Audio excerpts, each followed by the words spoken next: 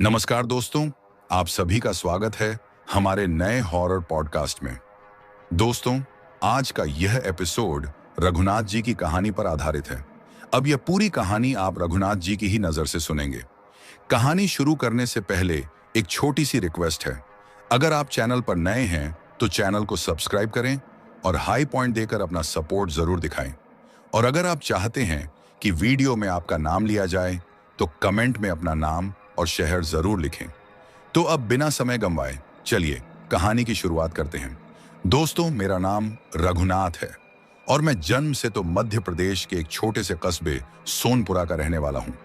लेकिन सच कहूं तो मेरी असली दुनिया, मेरा घर और मेरी पूरी जिंदगी मेरे इस ट्रक के केबिन में ही कैद है। लोग कहते हैं सड़कें जिंदा होती हैं, वो इंसान को उसकी मंजिल तक पहुंचाती हैं। मगर यह भी सच है कि हर सड़क मंजिल तक ही ले जाए ये जरूरी नहीं। कुछ रास्ते भटकाने के लिए होते हैं और कुछ ऐसे भी होते हैं जिन पर एक बार चल लेने के बाद इंसान कभी अपनी पुरानी जिंदगी में लौट नहीं पाता। आज मैं आपको अपनी जिंदगी की उसी काली और खौफनाक रात की कहानी सुना रहा हूं जिसने मुझे अंदर तक तोड़ दिया। और इतने साल बीत जाने के बाद भी मैं उस डर से बाहर नहीं निकल पाया हूं। आज भी जब रात के सन्नाटे में ट्रक चलाते चलाते मेरी आंख लग जाती है तो वही भयानक सपना सामने आ खड़ा होता है। सपने में मैं उसी वीरान और सुनसान सड़क पर होता हूँ। बगल की सीट पर मेरा खलासी दीपू बैठा होता है और हम दोनों किसी अनजानी चीज से जान बचाने के लिए बेतहाशा भाग रहे होते हैं। मैं ट्रक को ऐसे दौड़ा रहा होता हूँ जैसे अगर आज नहीं बचा तो फिर कभी सुबह नहीं देख पाऊंगा। लेकिन वो चीज हमारा पीछा नहीं छोड़ती। तभी अचानक एक जोरदार झटका लगता है और मैं हड़बड़ाकर जाग जाता हूँ। आंख खुलते ही महसूस होता है कि मेरा पूरा शरीर पसीने से भीगा हुआ है। दिल ऐसे धड़क रहा होता है जैसे अभी लंबी दौड़ लगाकर आया हूं और मेरे हाथ स्टीयरिंग पर इतनी कसकर जमे होते हैं कि उंगलियों में दर्द होने लगता है। फिर मैं खुद को समझाता हूं कि यह सिर्फ एक सपना था, एक बुरा सपना। आमतौर पर लोगों को हर बार अलग अलग सपने आते हैं, मगर उस घटना के बाद से मेरी जिंदगी में सपना एक ही रह गया है। जब भी नींद आती है वही मंजर लौट आता है। उस सपने में मैं और मेरा खलासी दीपू खून से लथपथ बस अपनी जान बचाने के लिए चीखते रहते हैं और उसी चीख के साथ मेरी नींद टूट जाती है। अब आप सोच रहे होंगे कि आखिर उस रात ऐसा क्या हुआ था जिसने मेरी रूह तक को हिला दिया। इसीलिए बिना वक्त गंवाए मैं आपको सीधे उसी खौफनाक सफर पर ले चलता हूं जिसकी यादें आज भी मेरे दिमाग में नासूर की तरह जिंदा हैं। बात करीब 8-9 साल पुरानी है। सर्दियों का मौसम था, शायद जनवरी का महीना और साल की शुरुआत थी। तारीख मुझे ठीक से याद नहीं, लेकिन लगभग 2017 के मध्य जनवरी का ही दिन रहा होगा। उस सुबह मैं और मेरा खलासी दीपू तेलंगाना के एक सुनसान औद्योगिक इलाके से अपने ट्रक में माल भरकर ओडिशा के भुवनेश्वर के लिए निकले थे। कुछ दिन पहले ही हम भुवनेश्वर से कच्चा माल लेकर उस फैक्ट्री तक पहुंचे थे और वापसी का भाड़ा भी वहीं तय हो गया था, इसलिए एक रात हम वहीं रुके थे। फैक्ट्री के मालिक ने हमें कुछ भारी मशीन के पुर्जे दिए थे जिन्हें उन्हें अपनी दूसरी यूनिट तक सही सलामत पहुंचवाना था। और हमें क्या पता था कि यही सफर मेरी जिंदगी का सबसे डरावना सफर बनने वाला है। उन्होंने हमसे साफ कहा था कि यह सामान बेहद जरूरी है और किसी भी हालत में परसों सुबह तक अपनी जगह पहुंच जाना चाहिए। जनवरी का महीना था तो ठंड, धुंध और कोहरे की हालत आप खुद समझ सकते हैं। सुबह करीब 10 बजे जब हम वहां से निकले तब जाकर कोहरा थोड़ा छोटा था और सड़कें कुछ साफ दिखाई देने लगी थीं। मैंने और दीपू ने हिसाब लगाया था कि अगर हम बिना रुके लगातार चलते रहे तो भी अपनी मंजिल तक पहुंचते पहुंचते अगली रात के 10 या 11 बज ही जाएंगे। फैक्ट्री ज्यादा अंदर नहीं थी, बल्कि बॉर्डर के पास ही थी जहां हमने माल उतारकर वापसी का सामान लोड किया था। पूरी रात उसी में निकल गई थी और सुबह होते ही चाय नाश्ता करके जैसे ही कोहरा हल्का हुआ हम निकल पड़े। लेकिन उस वक्त मुझे और दीपू को जरा भी अंदाजा नहीं था कि यह सफर हमारी जिंदगी का सबसे डरावना, शायद आखिरी सफर भी बन सकता है। हमें क्या पता था कि इसी रास्ते पर आगे चलकर हमारा सामना ऐसे खौफ से होने वाला है जिसकी कल्पना हमने कभी सपने में भी नहीं की थी। मैं और दीपू करीब 4 साल से साथ काम कर रहे थे और वह मेरे लिए सिर्फ खलासी नहीं बल्कि छोटे भाई जैसा था। इन 4 सालों में हमने न जाने कितनी रातें सड़कों पर काटी थीं, कितने ही वीरान और सुनसान रास्तों से गुजरे थे, लेकिन कभी ऐसा कुछ नहीं हुआ था जिससे दिल में डर बैठ जाए। शायद इसी वजह से उस दिन भी हम हर बार की तरह बेफिक्र होकर निकल पड़े थे। सुबह 10 बजे निकलते वक्त हमने रास्ते के लिए थोड़ा बहुत खाने पीने का सामान ट्रक में ही रख लिया था और तय किया था कि दोपहर का खाना चलते चलते ही निपटा लेंगे।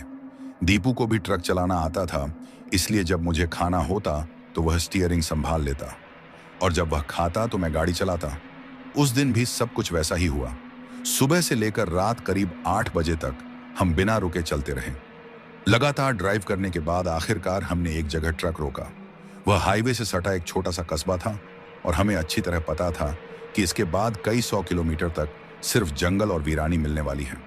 इसलिए हमने सोचा कि रात का खाना यहीं किसी ढाबे पर खा लिया जाए और थोड़ा सुस्ता भी लिया जाए।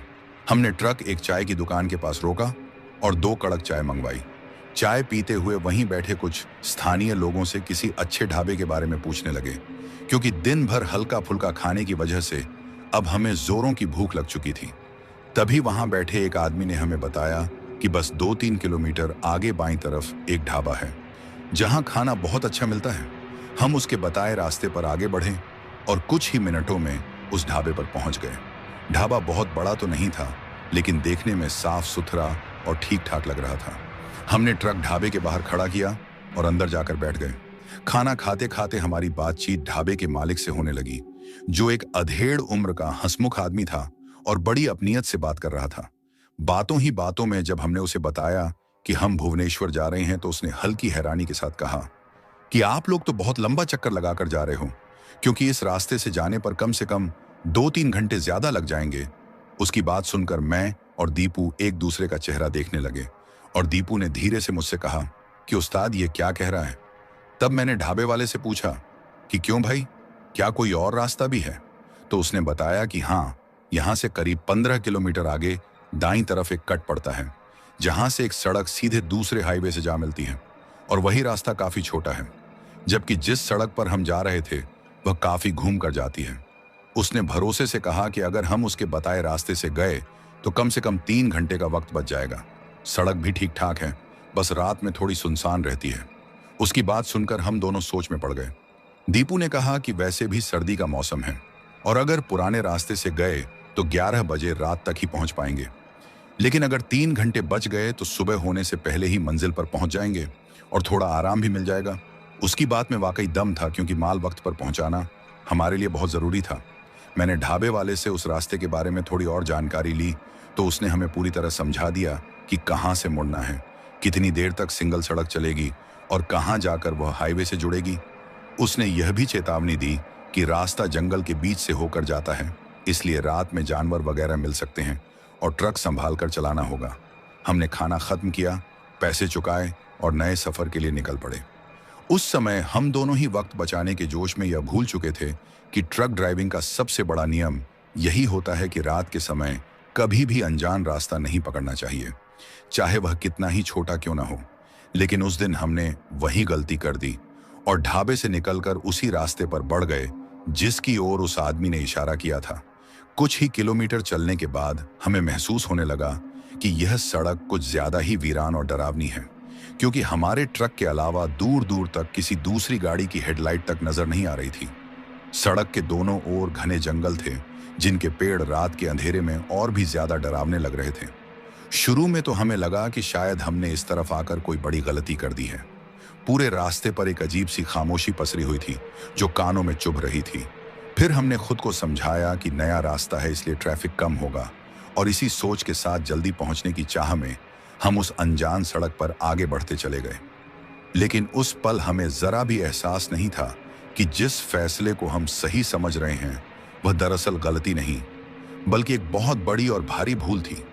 एक ऐसी भूल जिसकी कीमत हमें आगे चलकर चुकानी थी, और वह कीमत इतनी डरावनी होगी इसका अंदाजा उस वक्त हमारे जहन में दूर दूर तक नहीं था। रात के करीब 9 बज चुके थे और हम अनजाने ही एक ऐसे साए भरे सफर की ओर बढ़ते जा रहे थे जहां हमारे लिए सिर्फ खौफ इंतजार कर रहा था। ढाबे से निकलने के बाद लगभग 9:30 बजे हम उस नए रास्ते पर मुड़े थे और आधा घंटा बीतते बीतते माहौल पूरी तरह बदल चुका था। जैसे जैसे ट्रक आगे बढ़ रहा था वैसे वैसे सड़क और ज्यादा सुनसान और डरावनी होती जा रही थी। दोनों तरफ खड़े घने पेड़ ऐसे लग रहे थे मानो उन्होंने मिलकर ऊपर आसमान को ही ढक लिया हो। वह कोई चौड़ा हाईवे नहीं, बल्कि एक पतली सी सिंगल सड़क थी, ठीक वैसी जैसी गांवों में कच्चे रास्ते पर डामर डालकर बना दी जाती है। सड़क इतनी तंग थी कि अगर सामने से कोई और गाड़ी आ जाती तो हम में से किसी एक को ट्रक नीचे कच्ची जमीन पर उतारना पड़ता। उस रास्ते को देखकर दीपू, जो थोड़ी देर पहले तक शॉर्टकट को लेकर उत्साहित था, अब घबराई हुई आवाज में बोला कि उस्ताद, कहीं हमसे बहुत बड़ी गलती तो नहीं हो गई? ढाबे वाला कह तो रहा था कि सड़क ठीक है, लेकिन यह तो बहुत ही ज्यादा सुनसान है। और देखो कितनी संकरी है। अगर हम पुराने हाईवे से जाते तो अब तक तेज रफ्तार में आगे निकल चुके होते। उसकी आवाज में छिपा डर मैं साफ महसूस कर पा रहा था, क्योंकि सच कहूं तो वही डर अब मेरे दिल में भी उतरने लगा था। मैंने स्टीयरिंग पर पकड़ कसते हुए उसे समझाने की कोशिश की कि अब इतनी दूर आ ही गए हैं तो वापस लौटना बेवकूफ़ी होगी। हो सकता है आगे जाकर सड़क चौड़ी हो जाए या किसी बड़े रास्ते से मिल जाए। ढाबे वाला यूं ही थोड़ी ना 3 घंटे बचने की बात कर रहा था। तू घबरा मत, कहने को तो मैंने उसे तसल्ली दे दी, लेकिन मेरे भीतर कहीं एक अजीब सी बेचैनी जन्म ले चुकी थी, क्योंकि अपने इतने सालों के ट्रक ड्राइविंग के अनुभव से मैं जानता था कि दिन में अनजान रास्ता चल लेना फिर भी ठीक है, लेकिन रात के अंधेरे में ऐसा करना अक्सर भारी पड़ जाता है। और यह तो ऐसा रास्ता था जहां दूर दूर तक किसी गांव, किसी बस्ती या इंसानी मौजूदगी का नामो निशान तक नहीं था। चारों तरफ बस स्याह जंगल और एक गहरी खामोशी पसरी हुई थी, इतनी गहरी कि ट्रक के इंजन की आवाज भी कानों में शोर की तरह चुभने लगी थी। मेरे मन में ख्याल आया कि अगर खुदा न खास्ता यहाँ कोई छोटी सी भी खराबी या हादसा हो गया तो हमारी मदद के लिए कोई आने वाला नहीं होगा। शायद यह बात मेरे मुंह से निकल भी गई, क्योंकि दीपू ने तुरंत कहा कि उस्ताद, आप सही कह रहे हो। मुझे तो अब सच में डर लगने लगा है। मेरा मन कह रहा है कि यहीं से ट्रक मोड़ लेते हैं। 1-2 घंटे ज्यादा लग जाएंगे, लेकिन कम से कम सुरक्षित तो रहेंगे। मैं उसे कुछ जवाब देने ही वाला था कि उसी पल मैंने अपने दिल में एक ऐसा फैसला कर लिया जिसने आगे चलकर हमारी पूरी जिंदगी की दिशा ही बदल दी। मैंने उससे कहा कि अभी वापस नहीं मुड़ते, थोड़ा और आगे चलकर देखते हैं। अगर आगे भी रास्ता ऐसा ही रहा तो यहीं से ट्रक घुमा देंगे और पुराने हाईवे पर लौट जाएंगे। मेरी बात सुनकर दीपू चुप तो हो गया, लेकिन उसके चेहरे पर डर और चिंता साफ झलक रही थी।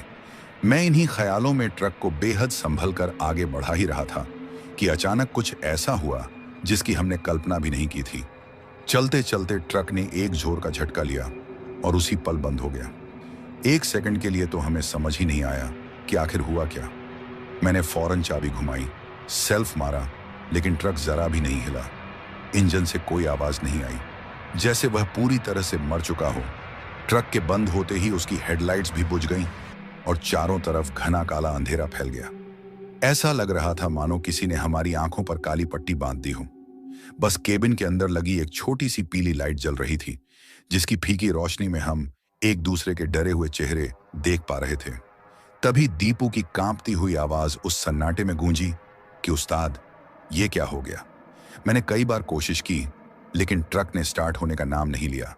झुंझलाकर मैंने स्टीयरिंग पर हाथ मारते हुए कहा कि पता नहीं यार, चलते चलते कैसे बंद पड़ गया। लगता है कोई बड़ी खराबी आ गई है।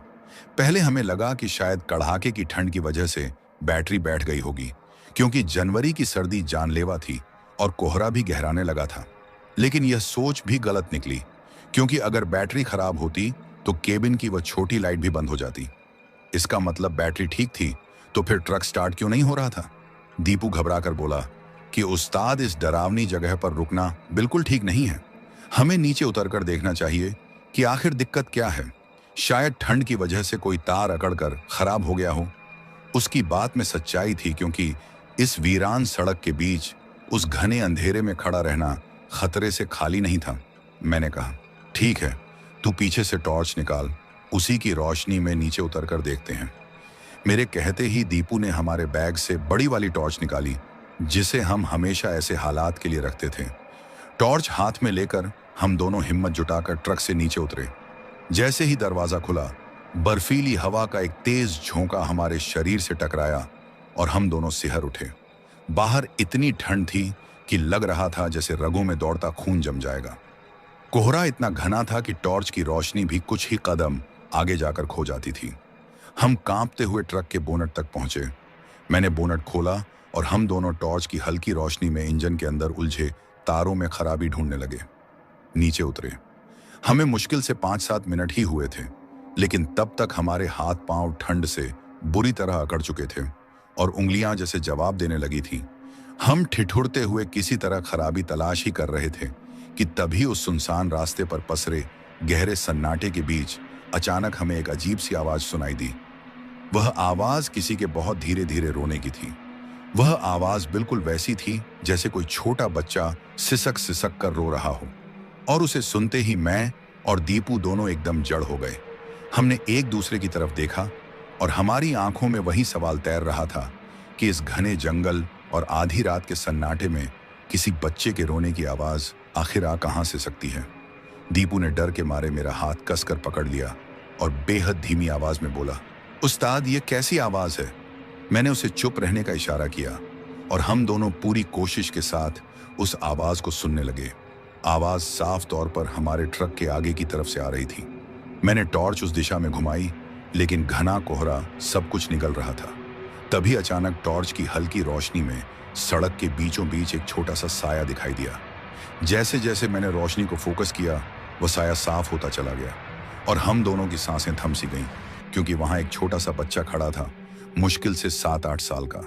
बदन पर पुराने और फटे हुए कपड़े, ठंड से कांपता हुआ और बिल्कुल सड़क के बीच खड़ा हमारी तरफ देखता हुआ।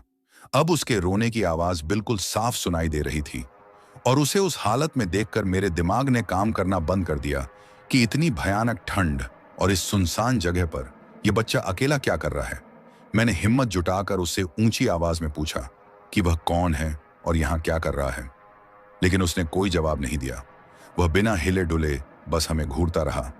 तभी अचानक उसका रोना भी बंद हो गया और चारों तरफ मौत जैसी खामोशी फैल गई। उस खामोशी के बीच वह बच्चा किसी बेजान मूर्ति की तरह खड़ा था और उसकी आंखों में ऐसी अजीब और ठंडी वीरानी थी जो उस कोहरे से भी ज्यादा डरावनी लग रही थी। दीपू ने कांपती आवाज में कहा, उस्ताद मुझे कुछ ठीक नहीं लग रहा है, चलो यहां से, इस बच्चे के पास मत जाओ। लेकिन उस पल मैं सिर्फ एक ड्राइवर नहीं बल्कि एक बाप भी था और मेरा दिल यह मानने को तैयार नहीं था कि कोई बच्चा मदद के बिना इस हालत में खड़ा हो सकता है। मैंने सोचा शायद वह अपने घर वालों से बिछड़ गया हो। मैंने दीपू से कहा कि तू यहीं रुको, मैं देख कर आता हूं, और मैं धीरे धीरे उसकी तरफ बढ़ने लगा। हर कदम के साथ मेरा दिल जोर जोर से धड़क रहा था और भीतर से कोई आवाज मुझे रोकने की कोशिश कर रही थी। फिर भी मैं आगे बढ़ता गया और जब मैं उससे बस कुछ कदम की दूरी पर रह गया, तभी पास के जंगल से किसी भारी चीज के टूटने की जोरदार आवाज आई, जैसे किसी ने मोटी टहनी तोड़ दी हो। आवाज इतनी तेज थी कि मैं और दीपू दोनों चौंक कर एक पल के लिए उधर देखने लगे। बस एक पल, सिर्फ एक पल के लिए हमारी नजर उस बच्चे से हटी और जब हमने दोबारा सड़क की तरफ देखा तो वह बच्चा वहां नहीं था। वह ऐसे गायब हो चुका था जैसे उसका कभी कोई वजूद ही न रहा हो। हम दोनों की आंखें फटी रह गईं।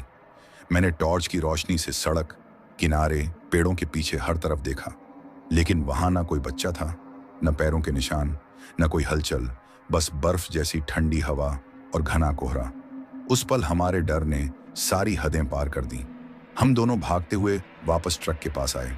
दीपू बुरी तरह कांप रहा था और हकलाते हुए बोला, उस्ताद वह इंसान नहीं था, वह जरूर कोई और ही चीज थी।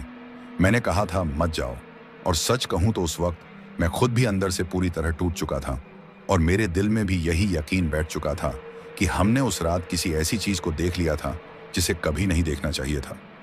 मैंने फौरन बोनट बंद किया और हम दोनों लगभग दौड़ते हुए ट्रक के केबिन में कूद गए।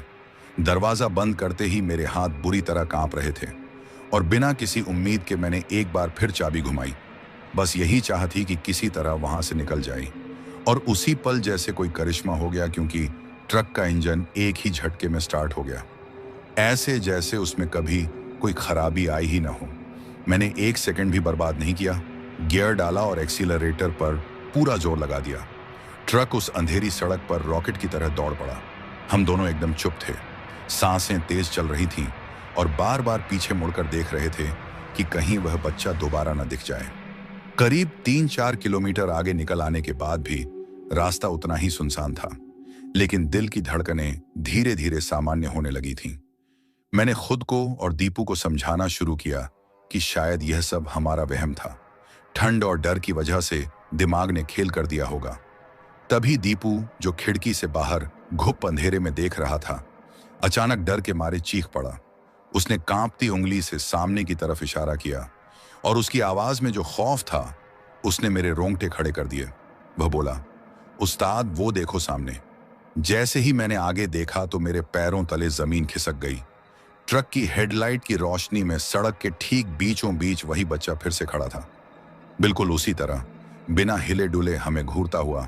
एक पल के लिए मुझे अपनी आंखों पर भरोसा ही नहीं हुआ, क्योंकि जो चीज कुछ किलोमीटर पीछे हवा में गायब हो चुकी थी वह इतनी जल्दी हमसे आगे कैसे पहुंच सकती थी। मेरे हाथ स्टीयरिंग पर कांप रहे थे और कड़ाके की ठंड के बावजूद माथे पर पसीने की बूंदें छलक आईं। दीपू की कांपती आवाज मेरे कानों में पड़ी कि उस्ताद ये वही है। इस बार मेरे मन में न दया थी न मदद का कोई ख्याल। दिमाग में बस एक ही बात थी कि यहां से किसी भी कीमत पर निकलना है। मैंने तय कर लिया कि मैं ट्रक नहीं रोकूंगा, चाहे जो हो जाए। मैंने एक्सीलरेटर से पैर हटाने के बजाय और जोर से दबा दिया। ट्रक की रफ्तार और बढ़ गई और हम किसी तूफान की तरह उस छोटे से साए की तरफ बढ़ने लगे। जैसे जैसे दूरी कम हो रही थी उसका चेहरा और साफ होता जा रहा था। वह अब भी बिल्कुल स्थिर खड़ा था, न डर न हैरानी, आंखों में सिर्फ एक डरावना खालीपन, ऐसी वीरानी जो किसी जिंदा इंसान की नजर में नहीं हो सकती। वह हमें ऐसे देख रहा था जैसे उसे पहले से पता हो कि हम क्या करने वाले हैं। दीपू लगभग चीखते हुए बोला, उस्ताद ट्रक रोक लो, कहीं टक्कर हो गई तो। लेकिन मैंने दांत भींच लिए और चिल्लाकर कहा, चुप रहो, ये जो भी है आज इसके ऊपर से ट्रक निकाल दूंगा। और सच कहूं तो वे पल मेरी पूरी जिंदगी के सबसे लंबे, सबसे खौफनाक और सबसे डरावने पल थे। ट्रक और उस बच्चे के बीच की दूरी पल भर में सिमटती चली गई। 10 मीटर, 5 मीटर, 2 मीटर और फिर कुछ भी नहीं हुआ। न टक्कर की आवाज, न झटका, न किसी चीज से टकराने का एहसास। हमारा ट्रक उस बच्चे के आर पार ऐसे निकल गया जैसे वह कोई इंसान नहीं बल्कि कोहरे से बना कोई साया हो। उसी एक पल में केबिन के अंदर की हवा अचानक बर्फ जैसी ठंडी हो गई। ऐसी ठंड जो सीधी हड्डियों में उतर जाए। ट्रक की खिड़कियों पर एक सेकंड के लिए भाप की पतली परत जमी और फिर अपने आप गायब हो गई। हम उस जगह को पार कर चुके थे, लेकिन डर अब भी हमारे अंदर जिंदा था। मैंने पीछे मुड़कर देखने की हिम्मत नहीं की और बस ट्रक को दौड़ाता रहा, लगातार दौड़ाता रहा। केबिन में एक अजीब सी डरावनी खामोशी भर गई थी। हम दोनों में से कोई कुछ नहीं बोल रहा था, सिर्फ हमारी तेज सांसों की आवाज और इंजन की गुर्राहट सुनाई दे रही थी। मेरी आंखें सामने सड़क पर थीं, लेकिन मन बार बार पीछे के शीशे की तरफ खींच रहा था। डर था कि कहीं वह बच्चा हमें पीछे दौड़ता हुआ न दिख जाए, मगर पीछे सिर्फ अंधेरी खाली सड़क थी जो तेजी से पीछे छूटती जा रही थी। करीब 15-20 मिनट तक हम बिना रुके चलते रहे और तब जाकर दिल की धड़कनें कुछ सामान्य हुई। मैंने खुद को समझाया कि यह सब शायद वहम था। डर और थकान ने दिमाग के साथ खेल कर दिया होगा। मैंने दीपू की तरफ देखा जो अब भी सहमा हुआ खिड़की से बाहर अंधेरे में घूर रहा था और उसे ढाढ़स देने के लिए कहा कि देखा, कुछ नहीं हुआ, जरूर हमारा वहम था, बस थोड़ी देर में यह रास्ता खत्म होगा और हम हाईवे पर होंगे। उसने कोई जवाब नहीं दिया, बस धीरे से सिर हिला दिया। हम आगे बढ़ते रहे। सड़क अब भी उतनी ही संकरी और वीरान थी। दोनों तरफ पेड़ों की काली परछाइयां किसी दैत्य की तरह लग रही थीं।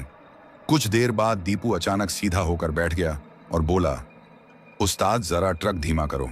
मैंने पूछा, क्या हुआ? तो उसने सड़क किनारे पड़ी एक चीज की तरफ इशारा किया। वह एक पुराना टूटा हुआ मील का पत्थर था जिस पर लिखा सफेद रंग लगभग मिट चुका था।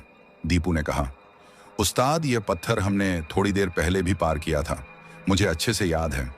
मैंने बात टालते हुए कहा कि जंगल में सब कुछ एक जैसा लगता है, एक जैसे पेड़ और पत्थर सैकड़ों होते हैं। लेकिन वह अड़ गया और बोला, नहीं उस्ताद, इसी पत्थर के पास वह अजीब सा मुड़ा हुआ पेड़ भी था। देखो, वही रहा। जब मैंने उस पेड़ को देखा तो मेरे दिल में भी एक सिहरन दौड़ गई, क्योंकि उसकी एक मोटी डाल जमीन की तरफ झुकी हुई थी जैसे कोई प्रणाम कर रहा हो। और मुझे धुंधली सी याद आई कि ऐसा पेड़ मैंने पहले भी देखा है। फिर भी मैंने अपने शक को झटक दिया और आगे बढ़ते रहे। मगर अब मेरी नजर भी सड़क के किनारों पर टिकने लगी थी और तभी एक मोड़ पर मुझे वह दिख गया। एक छोटा सा शिव मंदिर जिसके गुंबद पर लगा त्रिशूल चांदनी में हल्का सा चमक रहा था। उसे देखते ही मेरे पैरों तले जमीन खिसक गई, क्योंकि यह मंदिर मैं पक्के तौर पर पहले देख चुका था, करीब आधा घंटा पहले। अब मेरे हाथ पैर ठंडे पड़ चुके थे। मैंने दीपू की तरफ देखा। उसके चेहरे पर डर साफ लिखा था और कांपती आवाज में उसने कहा, उस्ताद, हम गोल गोल घूम रहे हैं, हम आगे नहीं बढ़ रहे। यह सुनते ही मेरा पूरा शरीर सुन्न पड़ गया, क्योंकि यह बात मानना नामुमकिन लग रहा था। हम लगातार एक ही दिशा में चल रहे थे, फिर भी ऐसा लग रहा था जैसे यह रास्ता हमें कहीं जाने ही नहीं दे रहा, बल्कि किसी अदृश्य जाल में फंसाए हुए था। फिर सवाल यह था कि अगर हम लगातार आगे ही बढ़ रहे थे तो वापस उसी जगह कैसे आ सकते थे। यह कोई मजाक नहीं था, बल्कि एक खौफनाक चक्रव्यूह था। ऐसा चक्रव्यूह जिससे बाहर निकलने का कोई रास्ता दिखाई नहीं दे रहा था। और अब हमारा डर अपनी सारी सीमाएं पार कर चुका था। हमें समझ आ गया था कि हम किसी साधारण सड़क पर नहीं, बल्कि किसी अलौकिक और शैतानी ताकत के जाल में फंस चुके हैं। वह बच्चा कोई भ्रम नहीं था, बल्कि हकीकत था, और वही हमें इस सड़क पर गोल गोल घुमा रहा था। दीपू लगभग रोते हुए बोला कि अब क्या होगा उस्ताद, लेकिन मेरे पास भी कोई जवाब नहीं था, क्योंकि मैं खुद अंदर से पूरी तरह टूट चुका था। फिर भी मैंने हिम्मत जुटाकर कहा कि डर मत, इस बार जैसे ही वह मंदिर आएगा हम ट्रक नहीं रोकेंगे, बस पूरी ताकत से भगाते रहेंगे। कहीं ना कहीं से यह रास्ता जरूर बाहर निकलेगा। हम फिर से उसी जानी पहचानी सड़क पर बढ़ चले, और वही टूटा हुआ मील का पत्थर, वही झुका हुआ अजीब पेड़ और वही मोड़ दोबारा सामने आ गए। और फिर वह जगह भी आ गई जहां पहली बार ट्रक खराब हुआ था। उसे देखते ही हमारे मुंह से चीख निकल गई, क्योंकि इस बार वह बच्चा सड़क के बीच में नहीं, बल्कि ठीक सड़क के किनारे खड़ा था, बिल्कुल उसी जगह जहां हमने उसे पहली बार देखा था। वह हमारी तरफ देख रहा था, और इस बार उसके चेहरे पर एक हल्की लेकिन बेहद डरावनी मुस्कान थी, जैसे वह हमारा ही इंतजार कर रहा हो, जैसे कह रहा हो कि लौट ही आना था। उसे देखते ही मेरे रोंगटे खड़े हो गए, और उसी पल ट्रक के इंजन से अजीब सी घरघराहट की आवाज आने लगी।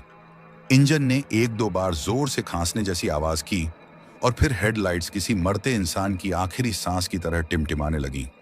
मैं घबराकर एक्सीलरेटर पर बार बार पैर दबा रहा था, जैसे ट्रक को जिंदा रखने की कोशिश कर रहा हूं, लेकिन वह मेरी एक भी नहीं सुन रहा था। उसकी रफ्तार धीरे धीरे कम होती गई, और कुछ दूरी तक लुढ़कने के बाद वह एक झटके के साथ बंद हो गया, और इस बार ठीक उस बच्चे के सामने जाकर रुका। उस पल हमें यकीन हो गया कि हम बुरी तरह फंस चुके हैं। ट्रक दोबारा मर चुका था। हम उसी डरावनी सड़क के उसी चक्रव्यूह में कैद थे, और वह शैतानी बच्चा अब हमारे ट्रक से बस कुछ ही फुट की दूरी पर खिड़की के बाहर खड़ा था। वह कुछ देर तक हमें अपनी उन खाली बेजान आंखों से घूरता रहा, और केबिन के अंदर हम दोनों सांस रोके पत्थर की तरह बैठे रहे, जैसे हमारे जिस्म में जान ही न बची हो। फिर उसने बहुत धीरे धीरे अपना दाहिना हाथ उठाया, और उसकी छोटी पीली उंगली हमारी तरफ नहीं, बल्कि सड़क के दूसरी ओर फैले घने काले जंगल की ओर उठी, जैसे वह हमें वहां जाने का इशारा कर रहा हो। वह बच्चा, या जो भी वह चीज थी, ट्रक के बाहर खामोशी से खड़ा था, और उसकी उंगली उसी अंधेरे जंगल की तरफ उठी हुई थी। हम दोनों केबिन में जड़ बने बैठे थे।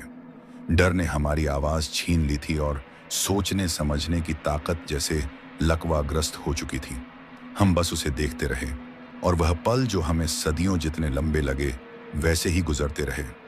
और फिर उस बच्चे ने बेहद धीमे से अपना हाथ नीचे कर लिया। उसने आखिरी बार हमें उन्हीं खाली और बेजान आंखों से देखा, और फिर धीरे धीरे मुड़कर उसी घने जंगल की तरफ बढ़ने लगा जिधर उसने इशारा किया था। कुछ ही पलों में वह अंधेरे में ऐसे घुल गया जैसे पानी में स्याही की एक बूंद। उसके गायब होते ही जैसे हमारे जिस्म में जान लौटी, और हम दोनों ने एक दूसरे की तरफ देखा। आंखों में सिर्फ खौफ था, लेकिन यह डर यहीं खत्म नहीं होने वाला था, क्योंकि ठीक उसी जगह जहां वह बच्चा जंगल में समाया था, पेड़ों के गहरे झुरमुट के बीच हमें एक हल्की सी टिमटिमाती रोशनी दिखाई दी, बिल्कुल लालटेन की लौ जैसी जो हवा में हिल रही हो।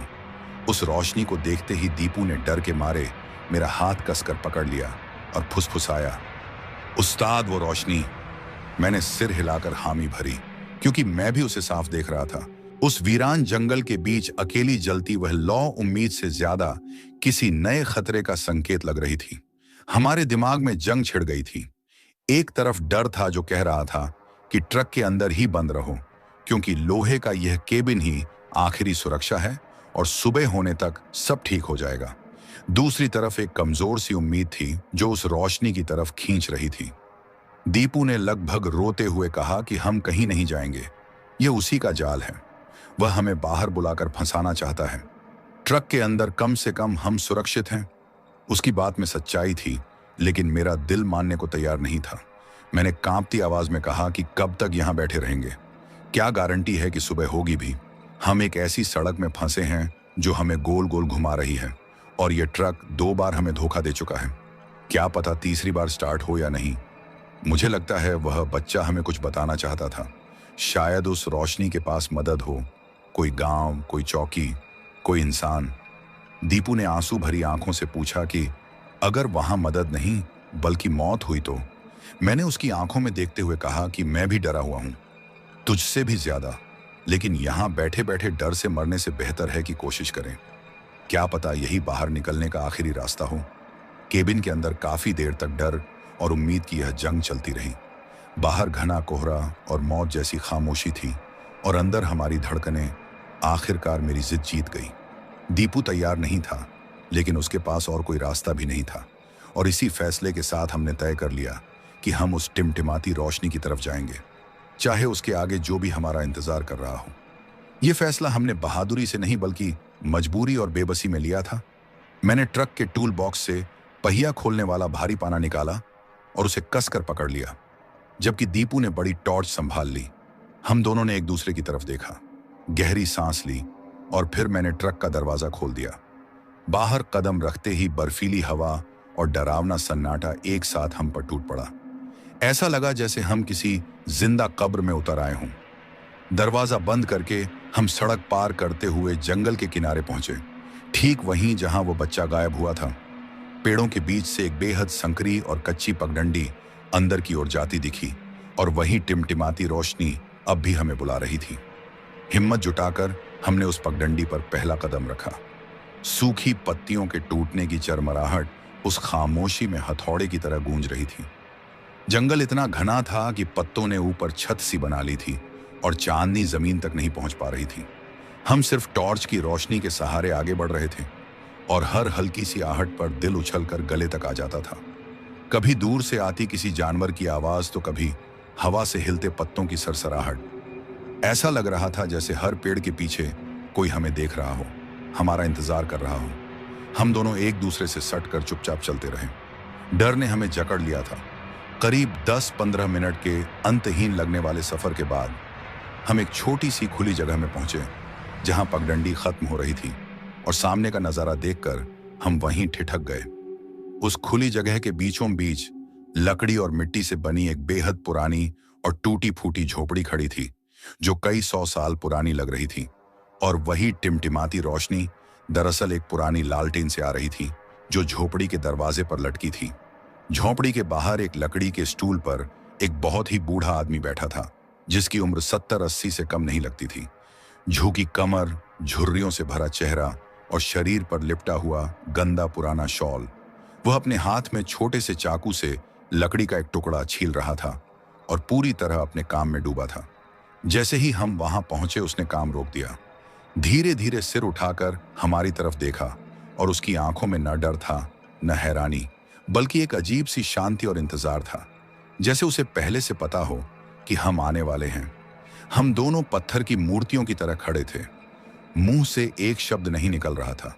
बूढ़े ने चाकू और लकड़ी जमीन पर रखी, हमें कुछ पल घूरा, और फिर पत्थरों के रगड़ने जैसी कर्कश धीमी आवाज में बोला कि आ गए तुम लोग। एक पल की खामोशी के बाद उसने कहा कि उसे पहले से मालूम था कि वह बच्चा हमें यहीं भेजेगा, और यह सुनते ही हमें ऐसा लगा जैसे हमारे पैरों के नीचे से जमीन खिसक गई हो, और हम किसी और ही दुनिया में आ फंसे हों।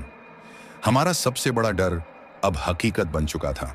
वह बच्चा और यह बूढ़ा आदमी आपस में जुड़े हुए थे, और यह साफ हो गया था कि यह कोई मदद नहीं बल्कि एक सोचा समझा जाल था, जिसमें हम खुद चलकर फंस आए थे।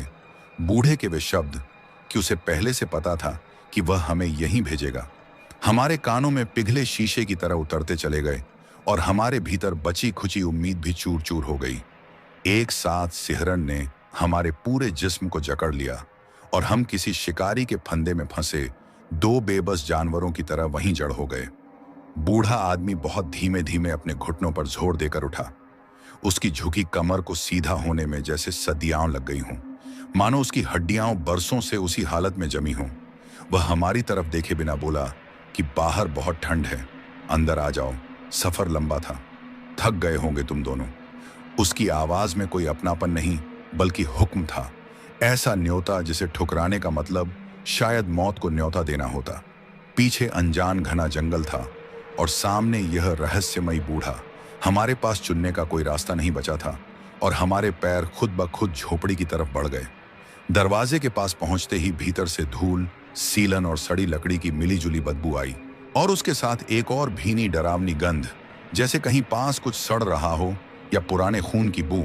झिझकते हुए हम अंदर घुसे तो झोपड़ी भीतर से और भी ज्यादा भयावह निकली। एक ही छोटा कमरा, मिट्टी की दीवारें जगह जगह से उखड़ी हुई, छत के लकड़ी के शहतीर दीमक से खोखले, कोने में पड़ी टूटी चारपाई जिस पर मैले फटे चिथड़े बिखरे थे, और इधर उधर पड़े मिट्टी के बर्तन। हवा में इतनी नमी और भारीपन था कि सांस लेना तक मुश्किल लग रहा था। बूढ़े ने हमें बैठने को कुछ नहीं कहा और हमें पूरी तरह अनदेखा करता हुआ लंगड़ाकर एक कोने में चला गया, जहां मिट्टी का छोटा सा चूल्हा था जिसके अंगारे लगभग बुझ चुके थे। वह नीचे बैठकर उन अंगारों में फूंक मारकर उन्हें फिर से सुलगाने लगा। उसका यह रवैया अजीब और सिहरन पैदा करने वाला था, क्योंकि वह ऐसे पेश आ रहा था जैसे हम वहां मौजूद ही ना हों।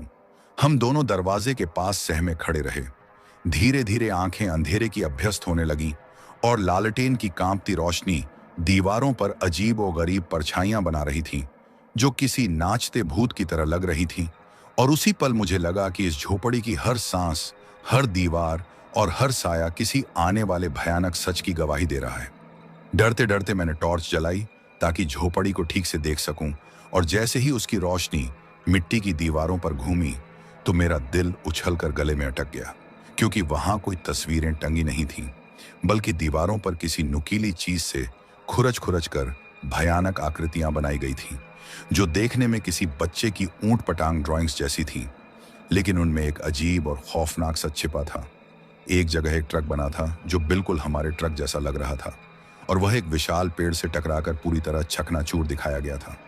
दूसरी आकृति में दो इंसानी साए जंगल में जान बचाकर भागते दिख रहे थे, और उनके पीछे एक बड़ा काला साया उनका पीछा कर रहा था। मेरे हाथ बुरी तरह कांप रहे थे, लेकिन फिर भी मैं टॉर्च आगे बढ़ाता गया, और तभी हमारी नजर सामने की मुख्य दीवार पर पड़ी, जहां दो बड़ी बड़ी आकृतियां खुरची हुई थीं। एक उसी बूढ़े आदमी की जो इस वक्त चूल्हे के पास बैठा था, और दूसरी उसी छोटे बच्चे की जिसे हमने सड़क पर देखा था। हमारी चीख गले में ही अटक गई, लेकिन असली डर उन आकृतियों के नीचे लिखी तारीखों ने पैदा किया। मिट्टी में साफ साफ दो पुरानी तारीखें खुरची हुई थीं, 15 जनवरी 1986 और 16 जनवरी 1986। ये देखकर हमें समझ आ गया कि यह दोनों बहुत पहले मर चुके हैं, शायद इसी जंगल में। लेकिन तभी दीपू ने कांपती उंगली से नीचे की तरफ इशारा किया और हमारे पैरों तले जमीन खिसक गई, क्योंकि उन पुरानी तारीखों के ठीक नीचे गीली मिट्टी में दो नई तारीखें भी खुदी हुई थीं, इतनी ताज़ा कि जैसे अभी अभी किसी ने लिखी हों। पहली आज की तारीख थी और दूसरी आने वाले कल की। उसी पल मेरे दिमाग में बिजली सी कौंध गई और मुझे एहसास हुआ कि यह कोई कहानी नहीं बल्कि एक खूनी रस्म है जो बार बार दोहराई जाती है। पुरानी तारीखें इन दोनों की मौत की नहीं बल्कि इनके पिछले शिकारों की थीं, और यह नई तारीखें हमारी मौत के लिए लिखी गई थीं। इसी सच्चाई का एहसास हुआ ही था कि हमारे पीछे झोपड़ी का भारी लकड़ी का दरवाजा अपने आप धड़ाम की आवाज के साथ बंद हो गया। दीपू दरवाजे को पीट पीट कर रोने लगा और चिल्लाने लगा कि कोई है तो दरवाजा खोलो। तभी चूल्हे के पास से हरकत की आवाज आई। बूढ़े ने फूंक मारना बंद कर दिया और बहुत धीरे धीरे अपना सिर हमारी तरफ घुमाया। लालटेन की पीली रोशनी में उसका चेहरा किसी शैतान से कम नहीं लग रहा था। जहां पहले शांति थी वहां अब कुटिल पैशाचिक मुस्कान थी, और उसकी आंखें अंधेरे में हल्की पीली रोशनी से चमक रही थीं, जैसे किसी जंगली जानवर की चमकती हैं। उसने अपनी पत्थर रगड़ने जैसी कर्कश आवाज में कहा, और इस बार उसकी आवाज में जीत और धमकी साफ झलक रही थी कि मैंने कहा था ना, अब तुम यहीं रुकोगे। एक पल रुककर वह और मुस्कुराया और बोला, हमेशा के लिए। उसके ये शब्द झोपड़ी की दीवारों से टकराकर भयानक गूंज बन गए और उसी पल हम समझ गए कि अब हम किसी भटकी आत्मा के नहीं, बल्कि एक ऐसी शक्तिशाली दुष्ट शक्ति के सामने खड़े हैं जो इंसानी खून की भूखी है। और यह कहते कहते वह बूढ़ा आदमी बहुत धीरे धीरे हमारी तरफ बढ़ने लगा। जैसे ही वह पूरी तरह खड़ा हुआ, मुझे साफ महसूस हुआ कि उसका कद पहले से कहीं ज्यादा ऊंचा हो गया है।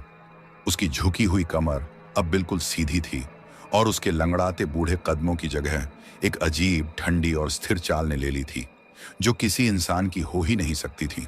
आंशु, जो अब तक दरवाजे से चिपका हुआ था, अचानक डर और बेबसी में चीख पड़ा और उसने पास में पड़ा मिट्टी का एक घड़ा उठाकर पूरी ताकत से उस बूढ़े की तरफ फेंक दिया।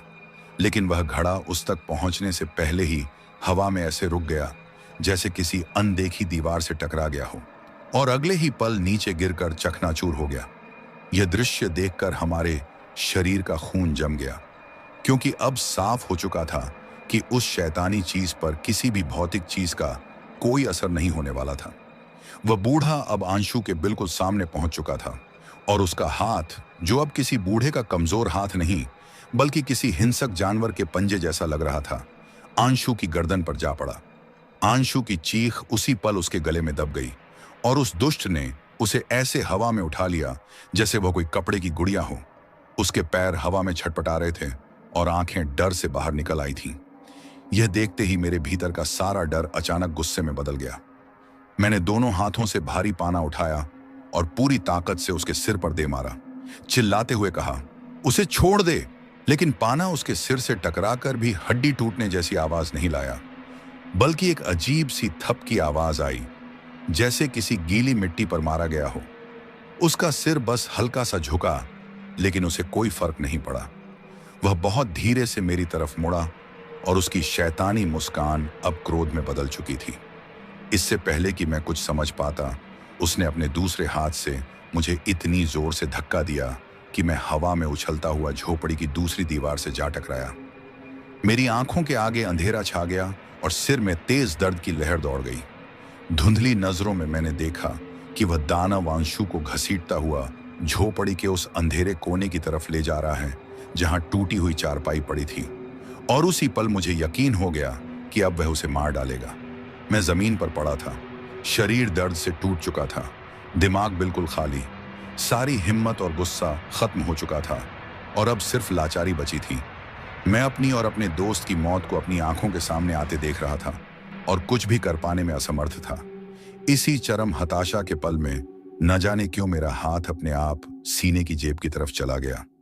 कांपते हाथों से मैंने वॉलेट निकाली। शायद मरने से पहले आखिरी बार अपनी पत्नी और बच्चों की तस्वीर देखना चाहता था। लेकिन जैसे ही वॉलेट खोली, उसमें से एक छोटी सी लेमिनेटेड तस्वीर फिसलकर मेरी हथेली पर आ गिरी, और वह तस्वीर हनुमान जी की थी। और उसी पल मेरे भीतर कहीं बहुत गहराई से एक आखिरी उम्मीद ने जन्म लिया। जब मैं इस सफर के लिए घर से निकल रहा था, तब मेरी पत्नी ने जिद करके वह तस्वीर मेरी जेब में रखी थी और कहा था कि यह बजरंग बली हैं, संकट मोचन, ये हमेशा आपकी रक्षा करेंगे। उस वक्त मैंने उसकी बात को ज्यादा गंभीरता से नहीं लिया था और बस उसका दिल रखने के लिए तस्वीर वॉलेट में डाल ली थी। लेकिन आज मौत के ठीक सामने खड़े होकर उस छोटी सी तस्वीर को देखते ही मेरे अंदर कुछ टूट कर जाग उठा। मुझे अपनी माँ की सिखाई हुई एक पुरानी सी प्रार्थना धुंधली यादों की तरह लौट आई और डर के घने अंधेरे में कहीं दबी हुई उम्मीद की एक चिंगारी अचानक तेज रोशनी बनकर चमक उठी। मैंने जमीन पर गिरी हुई उस तस्वीर को उठाने के लिए कांपता हुआ हाथ बढ़ाया और जैसे ही मेरी उंगलियां उस पर पड़ी, मुझे एक अजीब सी गर्माहट महसूस हुई।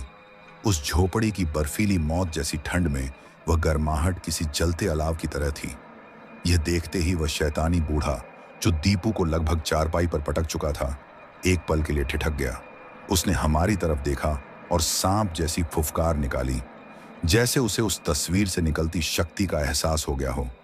मैंने उस तस्वीर को मुट्ठी में कसकर पकड़ा और सारी बची हुई हिम्मत जुटाकर हनुमान चालीसा का पाठ शुरू किया। शुरुआत में मेरी आवाज कांप रही थी, शब्द गले में अटक रहे थे और मैं बस बुदबुदा पा रहा था। लेकिन जैसे जैसे मैं चौपाइयां दोहराता गया, मेरी हथेली में रखी वह तस्वीर हल्के सुनहरे प्रकाश से चमकने लगी। मेरी आवाज भी साफ होती गई और रोशनी तेज होती चली गई। उस पवित्र उजाले को देखकर वह शैतान बेचैन हो उठा। उसने दीपू को जमीन पर पटक दिया और पूरी तरह मेरी ओर मुड़ गया। अब मैं लगभग चिल्लाकर पाठ कर रहा था और मेरी मुट्ठी में वह तस्वीर किसी जलते बल्ब की तरह दमक रही थी। उसकी दिव्य रोशनी पूरी झोपड़ी में फैलने लगी और उस रोशनी के छूते ही दीवारों पर बनी खौफनाक आकृतियां जैसे पिघलने लगीं। यह देखकर वह दुष्ट गुस्से और दर्द से दहाड़ उठा। उसकी दहाड़ किसी एक प्राणी की नहीं, बल्कि कई इंसानों और जानवरों की मिलीजुली चीख जैसी थी। उसने दोनों हाथ आगे बढ़ाकर मेरी तरफ बढ़ना शुरू किया, लेकिन मैं रुका नहीं। जैसे ही मैंने अगली चौपाई बोली, तस्वीर से निकली रोशनी का एक तेज झोंका सीधे उससे टकराया और वह कई कदम पीछे जा गिरा। तिलमिलाते हुए उसने इतनी भयानक चीख मारी कि पूरी झोपड़ी भूकंप की तरह कांप उठी। ऊपर टंगी लालटेन जोर जोर से हिली और एक झटके में बुझ गई। चारों तरफ घना अंधेरा फैल गया, लेकिन उस अंधेरे में दो ही रोशनियां बची थीं। एक मेरी हथेली से निकलती बजरंग बली की दिव्य सुनहरी आभा और दूसरी उस शैतान की आंखों से निकलती नफरत से भरी पैशाचिक पीली चमक। और उसी पल मुझे समझ आ गया कि अब यह सिर्फ डर नहीं, बल्कि जीवन और मृत्यु की आखिरी लड़ाई है। मेरी हथेली से निकलती सुनहरी पवित्र आभा और उस दुष्ट की आंखों से फूटती पीली घिनौनी चमक आमने सामने टकरा रही थी। पूरी झोपड़ी सूखे पत्ते की तरह थरथरा रही थी और मुझे लग रहा था कि जमीन अभी फट जाएगी। मगर अब डर की जगह मेरे भीतर एक अजीब सी दृढ़ता भर चुकी थी। मेरी आवाज अब कांप नहीं रही थी, बल्कि और ऊंची और स्थिर होती जा रही थी। जैसे ही मैंने अगली चौपाई बोली, तो मेरी हथेली में पकड़ी तस्वीर की रोशनी और तीखी हो गई। उस शैतान ने दर्द और क्रोध में ऐसी चीख मारी कि कान सुन्न पड़ गए। उसने मुझ पर झपटने की कोशिश की, मगर मेरे और उसके बीच रोशनी की एक अनदेखी दीवार खड़ी थी, जिससे टकराकर वह बार बार पीछे उछल जाता। मैंने आंखें बंद कर पूरी श्रद्धा के साथ अंतिम चौपाई का जाप किया और उसी पल मेरी मुट्ठी से सुनहरी रोशनी एक धमाके के साथ बाहर फूटी, जैसे प्रकाश की एक प्रचंड लहर ने झोपड़ी के हर कोने को धो दिया हो। उस लहर के छूते ही उस बूढ़े शैतान ने सदियों के दर्द और हार से भरी एक आखिरी चीख मारी और उसका शरीर जलते कागज की तरह काला पड़ते पड़ते राख में बिखरने लगा। उसी समय झोपड़ी की दीवारें छटकने लगीं, छत के शहतीर टूट टूट कर गिरने लगे और पूरा ढांचा ढहने लगा। मुझे समझ आ गया कि एक पल और रुके तो हम भी इसी मौत के मलबे में दब जाएंगे। तभी अचानक भारी लकड़ी का दरवाजा कान फाड़ देने वाली कड़ाक के साथ टूटकर खुल गया और बाहर से ठंडी ताजी हवा का झोंका भीतर आया, जिसमें सुबह की हल्की सी खुशबू थी। मैंने जाप रोके बिना बेहोश पड़े आंशु का हाथ पकड़ा और उसे घसीटते हुए उस ढहती हुई झोपड़ी से बाहर दौड़ पड़ा। और जैसे ही हम बाहर निकले, हमारे पीछे पूरी झोपड़ी एक गहरी कराह के साथ अपने ही भीतर ढह गई। लकड़ी, मिट्टी और धूल का बादल उठा और फिर सब कुछ शांत हो गया। वही सन्नाटा लौट आया, मगर इस बार उसमें खौफ नहीं था, बस थकान, ठंड और जिंदा बच जाने का एहसास था। और हम दोनों जंगल की नम जमीन पर पड़े हाँफ रहे थे, इस बात से अनजान कि पीछे छूट चुका वह अंधेरा हमेशा के लिए खत्म हो चुका है या बस अगली रात के लिए सो गया है। हमारी सांसें बेकाबू थीं और शरीर दर्द व थकान से टूट चुका था। मेरी मुट्ठी अब भी भींची हुई थी और जब मैंने धीरे से हथेली खोली तो हनुमान जी की वह छोटी सी तस्वीर अब बिल्कुल शांत थी। उसमें कोई रोशनी नहीं बची थी, बस हल्की सी धूल लगी एक साधारण तस्वीर रह गई थी। मैंने ऊपर देखा तो घने पेड़ों की छत के बीच से सुबह की पहली सुनहरी किरणें छन कर नीचे उतर रही थीं और मुझे एहसास हुआ कि वह लंबी, काली और खौफनाक रात आखिरकार खत्म हो चुकी है। जंगल की हवा में जो भारीपन और डर भरा एहसास था, वह अब गायब हो चुका था और सब कुछ एक आम जंगल जैसा लग रहा था। मैंने हिम्मत करके आंशु को हिलाया और कहा कि सुबह हो गई है। कुछ देर में उसे होश आया। उसने आंखें खोली, चारों तरफ देखा और फिर मेरी तरफ देखा। उसकी आंखों में बीती रात का सारा खौफ एक पल के लिए फिर लौट आया। हम दोनों एक दूसरे के सहारे उठे और बिना पीछे मुड़कर देखे लंगड़ाते हुए उसी कच्ची पगडंडी पर चल पड़े जो सड़क की तरफ जाती थी। जब हम सड़क पर पहुंचे तो हमारा ट्रक वहीं खड़ा था, बिल्कुल वैसा ही सुबह की रोशनी में वह अब किसी डरावने दैत्य जैसा नहीं, बल्कि हमारे घर जैसा लग रहा था। मेरी उम्मीद लगभग खत्म थी। फिर भी मैं कांपते कदमों से ड्राइवर सीट पर बैठा, जेब से चाबी निकाली, इग्निशन में लगाई, आंखें बंद कर एक गहरी सांस ली और चाबी घुमा दी। और उसी पल एक और चमत्कार हुआ, क्योंकि ट्रक पहली ही कोशिश में स्टार्ट हो गया। उसकी गड़गड़ाहट उस सुबह हमें दुनिया की सबसे खूबसूरत आवाज लगी। मैंने एक सेकंड भी नहीं गंवाया। आंशु जल्दी से बैठा और मैंने ट्रक को उस शापित जगह से जितनी तेजी हो सके भगा लिया। कई घंटों तक हम दोनों एक शब्द नहीं बोले, बस उस जगह से, उस रात से, उन यादों से दूर भागते रहे। करीब 1 घंटे बाद वह संकरी टूटी सड़क खत्म हुई और ट्रक एक चौड़े चमचमाते हाईवे पर आ गया। ऐसा लगा जैसे हम नर्क से निकलकर वापस जिंदगी में लौट आए हों। हमने समय पर रायपुर पहुंचकर माल की डिलीवरी कर दी और उस रात की पूरी कहानी कभी किसी को नहीं बताई, क्योंकि कौन यकीन करता, लोग हमें पागल कहते या नशे का असर समझते। वह रात बस हमारा सच थी। आज कई साल बीत चुके हैं। मैं आज भी ट्रक चलाता हूं और आंशु आज भी मेरे साथ है, लेकिन उस रात ने हमें हमेशा के लिए बदल दिया। आज भी कभी कभी वही डरावने सपने लौट आते हैं। हमारे बीच एक ऐसा रिश्ता बन गया है जिसे हमारे सिवा कोई नहीं समझ सकता। खौफ की नींव पर खड़ा रिश्ता। और आज तक हम एक सवाल का जवाब नहीं ढूंढ पाए हैं कि उस रात असल में हुआ क्या था। क्या सच में वह हनुमान जी की शक्ति थी जो एक छोटी सी तस्वीर के जरिए हमारी मदद करने आई थी, या कोई और दैवीय ताकत थी? और आखिरी पल में वह दरवाजा किसने खोला था? किसने हमें ढाती हुई झोपड़ी से बाहर निकलने का रास्ता दिया था? शायद इस जिंदगी में हमें इसका जवाब कभी न मिले, क्योंकि कुछ राज शायद हमेशा राज ही रहने के लिए बने होते हैं। तो दोस्तों, आपको हमारी यह कहानी कैसी लगी? अगर आप ऐसी और दिलचस्प कहानियां सुनना चाहते हैं तो हमारे चैनल को सब्सक्राइब करना बिल्कुल ना भूलें।